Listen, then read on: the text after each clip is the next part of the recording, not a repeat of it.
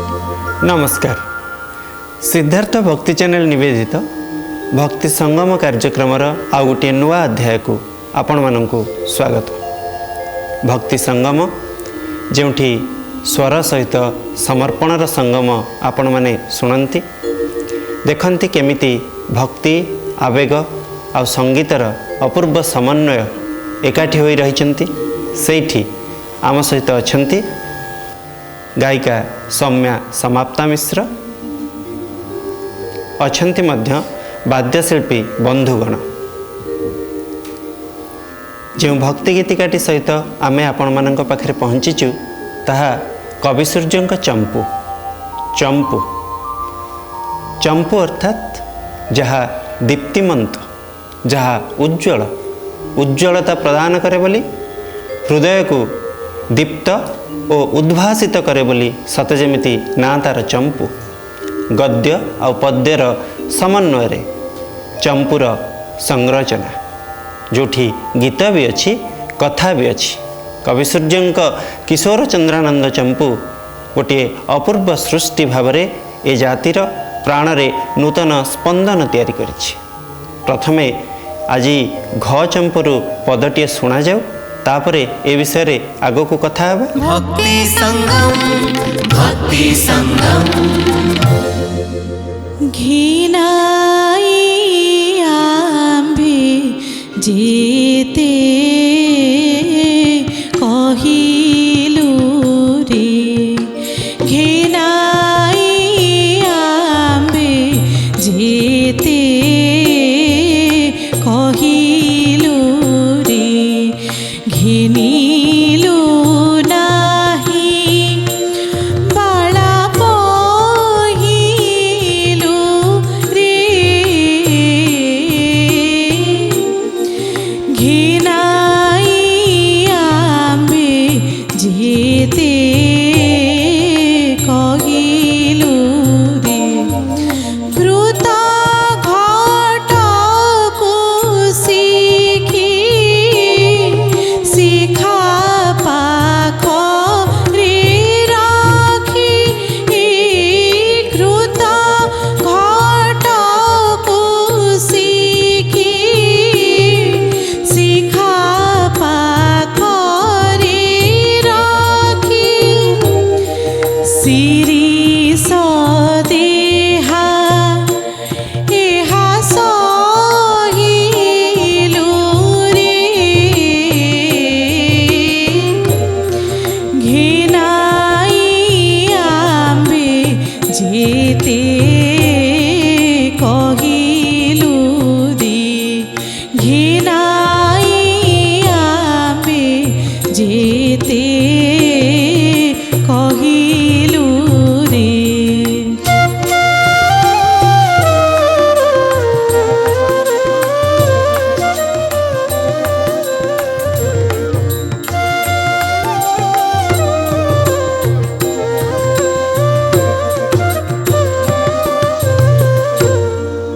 घेनाई आंभे जेते कहिलु रे। किए बुझे कि कहला, किए घेनाई की कहला, कहा को बा कहला, काहींकी बा कहला, कौन कहला। चंपूरे गोटे क्रम थाए। आमे घ चंपूरे पहुँचीचे। आम गीतिकाव्यर परंपरा रे आमे षोडशा देखिथिले, जोठी 16 गोटी स्वरवर्ण को आद्य रखी रचना करा जाउथला षोडशा।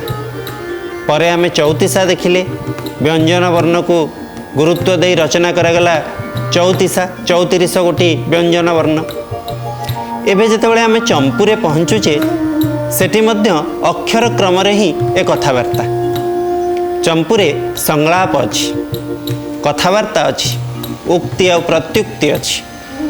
क चंपूरे राधा कहिथिले कि हेला रे कहित नुहई भारती रे, उत्तर फेरीथिला ललितांक ठारू जे तू खराप तू हेलु रे, खेला लड़ा खंजन आखि कि साहस कलु रे बोली उत्तर फेरईथिले ललिता। पुणी ग चंपूरे राधा कही देइथिले गलाणी तो गला कथारे संगात, गलाणी तो गला कथा, गुपते सिना मु तते पचारिली बळी पड़िबारु व्यथा। एबे घ चंपूरे पुणी ललितांकर पाଳି कहउचंती राधांकु श्री राधांकु तते तो बुझे कि मु कहितिली घेनाई आंभे जेते कहिलु रे घेनिलु नाही बाला पहिलु रे। तते बुझेइथिली मु कौन बुझेइथिली से कृष्ण से हटिया नागर प्रलोभन आकर्षण से दिग को तू जाना से दिग को पाद बढ़ाना से पादर जीवा बाट सिना अच्छी फेरिबा बाट नाही। घृत घट को शिखी शिखा पाखरे रखी जेमिति गोटे घीओ माठिया को निया पाखरे रखिले जो अवस्था हुए जेमिति तरली जाए सेमिति तोर ए देह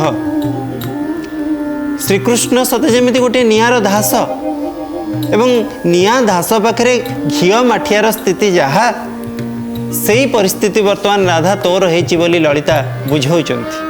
शिरीष देहा शिरीष फूलर देहा शिरीष फूलर देह कहवा अर्थ कोमलांगी जे सही पारेनी अधिक किछि कष्ट जेतेबेले साधारण खरा तते बाधुची साधारण क्लांति तते बाधुची सेतिके बेले कृष्णଙ୍କ भली गोटे नियादास पाखरे तू रहिबु केमिति सेइथिपई बुझौचंती ललिता ए चंपुर ए घ चंपुरे केवल ललितांकर संरचना रे कथावार्ता ही आम देखा जो कथा राधा कही देथिले जे मु गुप्तरे तते पचारुची बोली सेई कथार उत्तर फेरेला बेले ललिता तांकर निज तुंडरे निजर महनीयता प्रतिपादन करुचंती कहउचंती मु तते आगुरु कहिची बुझेइची घेनाई कि कहिची सुनिलु नाही तू एबे तो अवस्था एया घीओ माठिया निया पाखरे रहिले जो अवस्था हुए सेई कष्ट तू भोगिबा को जाउछु भोगुछु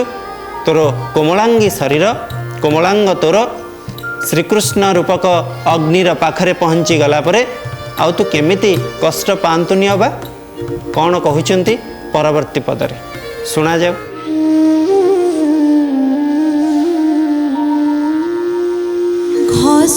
घस्रनाथ नंदना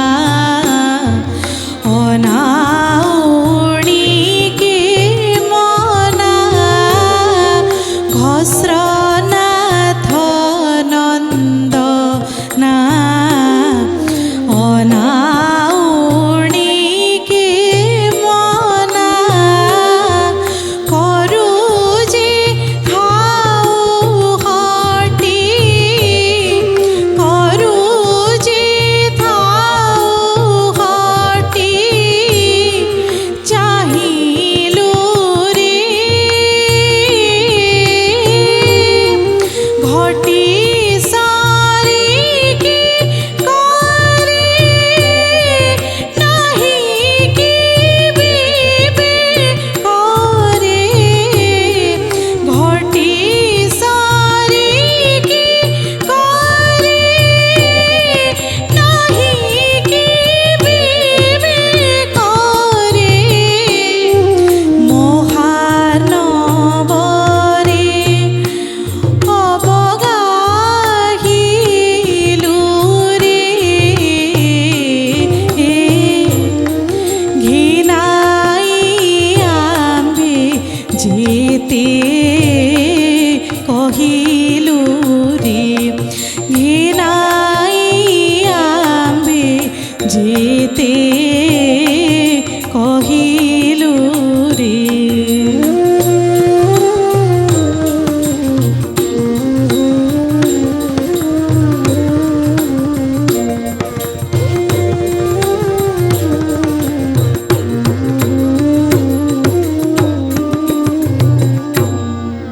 घस्रनाथ नंदना घस्रनाथ होचंती सूर्य तांकर झियो भावरे जमुना नदी को कल्पना करा जाए तो जो जमुना को अनेवा को अनाउणी को मना करिथिली तते तू सेठी की हट्टी जिद्दी करी चाहिलु मना करिथिली तते जमुना को चाहिबु नहीं से जमुना कूल निश्चय बुलुथुबो कृष्ण किंतु राधा तू तो शुणिलु नहीं मो कथा जो जमुना कूल को जीवाई मना करी से जमुना कूल को गलु जो जमुना को अनेवा को मना करी से जमुना को अनेलु घटी सरिकी करे नाही माठियाटिए मध्य हाथ में नहीं तोर नईटी पार होगापाई जमुना भली गभीर नई को पार होगापाई निश्चय जहाजटीए लोड़ा। जहाजटीए थिले हुए तो डंगाटीए थिले हुए तो पारि हो जाइथान्तु जमुना तो हाथ तो माठियाटीए भी नहीं। माठियाटा को ओल्टे दे नई पार हबार परंपरा आमे गाँ गहली रे देखू। ये सही कथा कहते तो हाथ तो माठियाटे भी नहीं, तू नई पार हब केमिति? तू किंतु बाहरीचु कोठी की कौन पारी हब बोली? महार्णव महासागर प्रेम रूपक महासागर तू पारी हब बोली बाहरीचु। तते मना कलु आमे, तू शुणिलु नहीं।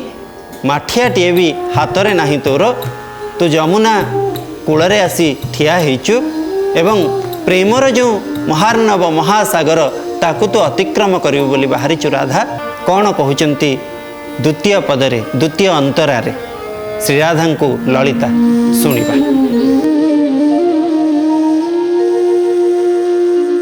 ଘୋଟିକି ତବ ମୂଳ ଘୋରି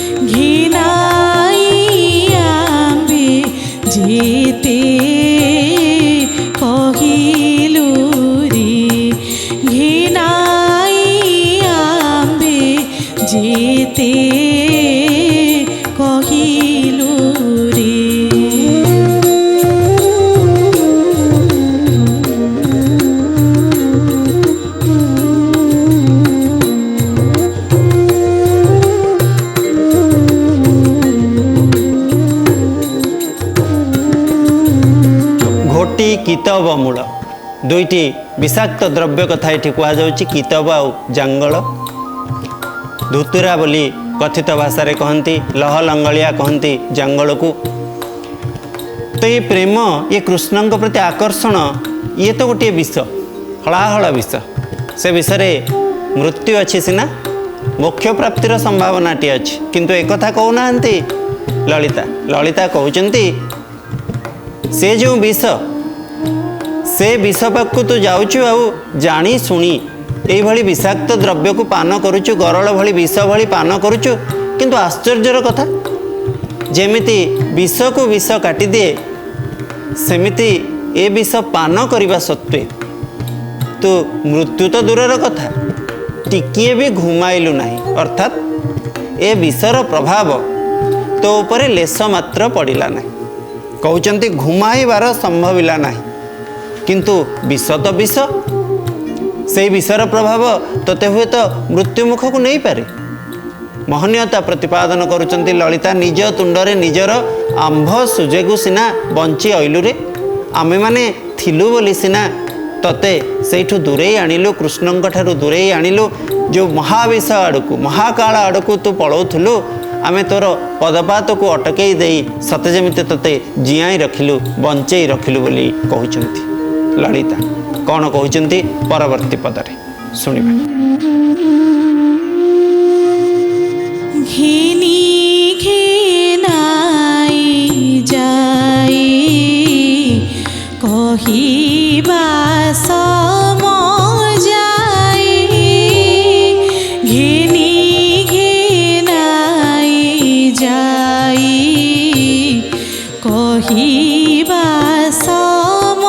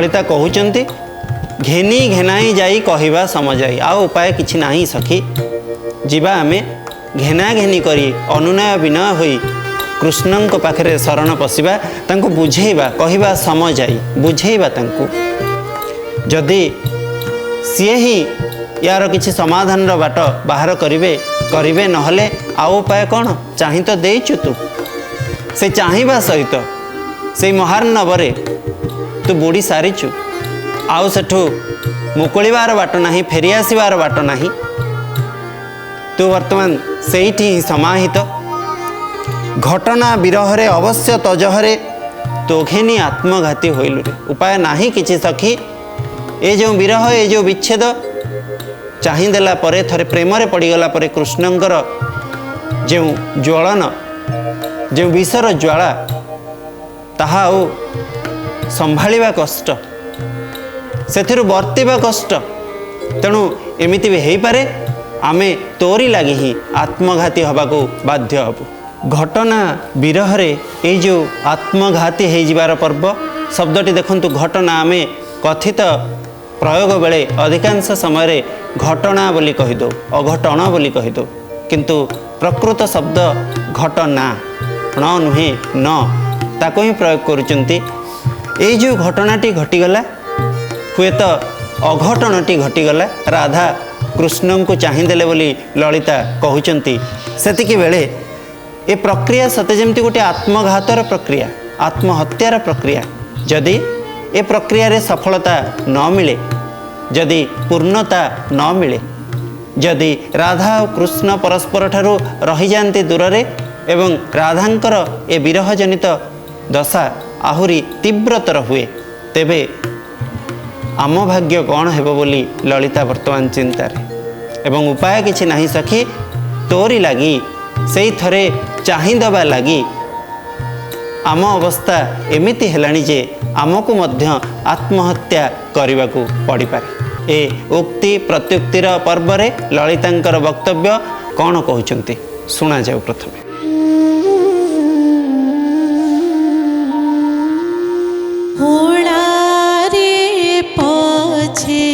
मोरू आजू तो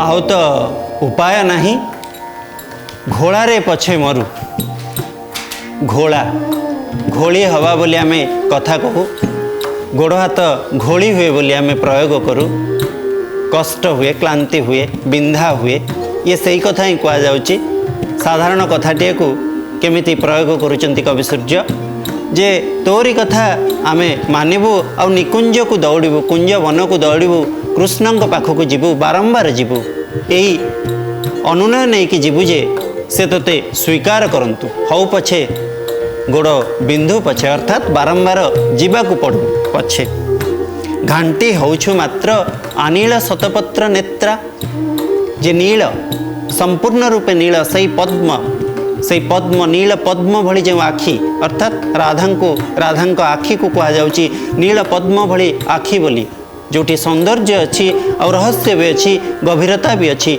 व्याप्ति भी अच्छी ତାଙ୍କୁ କୁହାଯାଉଛି ତୁ ସିନା ଆମ୍ବ ବସ ନ ହେବାରୁ ଆମ କଥା ନ ଶୁଣିବାରୁ ଏ ଅବସ୍ଥା, ତେଣୁ କ'ଣ କରିବା ମା, କ'ଣ କରିବା ସଖୀ? ରାଧାଙ୍କୁ କହୁଛନ୍ତି ଲଳିତା, ତୁ ତ ଆମ କଥା ଶୁଣିଲୁ ନାହିଁ, ଏବେ ତୋରି ଭଲ ପାଇଁ ଅନ୍ତତଃ କୁଞ୍ଜବନକୁ ଆମକୁ ବାରମ୍ବାର ଦୌଡ଼ିବାକୁ ପଡ଼ୁ ପଛକେ ଯିବୁ। ଭଣତି ପଦରେ ଶେଷ ପଦରେ କ'ଣ କହୁଛନ୍ତି କବି ସୂର୍ଯ୍ୟ? ଘନି ଚପଳା ଲୀଳା ଚାହିଁ ଘନ କୁନ୍ତଳା, ଘନି ଚପଳା ଲୀଳା ଚାହିଁ ଘନ କୁନ୍ତଳା, ତୁ କି ଅଭିଳାଷ, ତୁ କି ଅଭିଳାଷ କହିଲୁ ରେ, ଘାରି ଦେଲୁ କି ରସେ ଅଷ୍ଟ ଦୁର୍ଗେଶ ଭାସେ, ଘାରି ଦେଲୁ କି ରସେ ଅଷ୍ଟ ଦୁର୍ଗେଶ ଭାସେ, ଅବଶ୍ୟ ମୋହ ନକୁ ମୋହିଲୁ ରେ, ଘିନାଇ ଆମ୍ଭେ ଯେତେ କହିଲୁ ରେ। ଘନେ ଚପଳ ଲୀଳା, ଯେମିତି ମେଘରେ ବିଜୁଳି ଖେଳିଲେ, କଳା ମେଘ ତା ଦେହରେ ସୁବର୍ଣ୍ଣ ରଙ୍ଗର ବିଜୁଳି, ତାକୁ ତୁ ଦେଖିଦେଇଛୁ କି ରାଧା, ପଚାରୁଛନ୍ତି ଲଳିତା। ଦେଖିଦେଇଛୁ କି ରାଧା କଳା ମେଘରେ ବିଜୁଳି ଖେଳିଲା ବେଳେ? ନହେଲେ ଏଇ କଳା ବର୍ଣ୍ଣର କୃଷ୍ଣ, ନୀଳ ରଙ୍ଗର କୃଷ୍ଣ, ତାଙ୍କ ସହିତ ତୁ ବସିଲେ ହୁଏତ ତୋର ଯେଉଁ ଗୌରବର୍ଣ୍ଣ ତାହା ଦିଶିବ ମେଘରେ ବିଜୁଳି ଖେଳିଲା ପରେ। ଯେଉଁ କଥା ତୁ ଦେଖିଲୁ ଆକାଶରେ, ତାକୁ ଏ ଧରାପୃଷ୍ଠକୁ ଆଣିବା ପାଇଁ କାହିଁକି ଚେଷ୍ଟା କଲୁ ରାଧା ବୋଲି ଲଳିତା କହୁଛନ୍ତି। ତୁ ବୋଧେ କେତେବେଳେ ମେଘରେ ବିଜୁଳିର ଖେଳ ଦେଖିଦେଇଛୁ ଏବଂ ମନରେ ଅଭିଳାଷ ବହନ କରିଛୁ, ଚିନ୍ତା କରିଛୁ ଯେ ସେଇ ଏକା ଖେଳ କୃଷ୍ଣଙ୍କ ସହିତ ଏଇଠି ଏ ଧରାପୃଷ୍ଠରେ ସମ୍ଭବପର ହେବ ବୋଲି। ଏବଂ ଶେଷରେ ଅଷ୍ଟଦୁର୍ଗେଶ, ଆଠଗଡ଼ର ରାଜା, ଯାହାଙ୍କ ନାଁରେ କିଶୋର ଚନ୍ଦ୍ରାନନ୍ଦ ଚମ୍ପୁ ଭଣତି ହୋଇଛି, ସେ ରାଧାଙ୍କର ଏଇ ଯେଉଁ ଶୃଙ୍ଗାର ରସର ମର୍ଯ୍ୟାଦାକୁ ସ୍ୱୀକାର ପୂର୍ବକ, ସ୍ୱୀକୃତି ପୂର୍ବକ ଏଇ ଘ ଚମ୍ପୁକୁ ଏଇଠି ସାରୁଛନ୍ତି।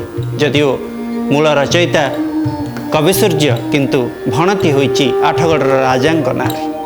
ସମୟ ହାତ ଠାରୁଛି, ଘ ଚମ୍ପୁ ଏଇଠି ସରିଛି। ପୁଣି ଆଉ ଗୋଟିଏ ଅଧ୍ୟାୟରେ ଆପଣମାନଙ୍କ ସହିତ ଦେଖାହେବ ଆଉ ଗୋଟିଏ ନୂଆ ଭକ୍ତି ଗୀତିକା ସହିତ।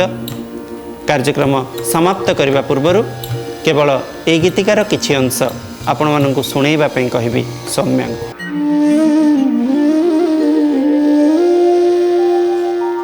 ଘିନାଇ ଆମ୍ଭେ ଯେତେ କହିଲୁ ରେ, ଘିନାଇ ଆମ୍ଭେ ଯେତେ କହିଲୁ ରେ, ଘିନିଲୁ ନାହିଁ ବାଳା ପହିଲୁ ରେ,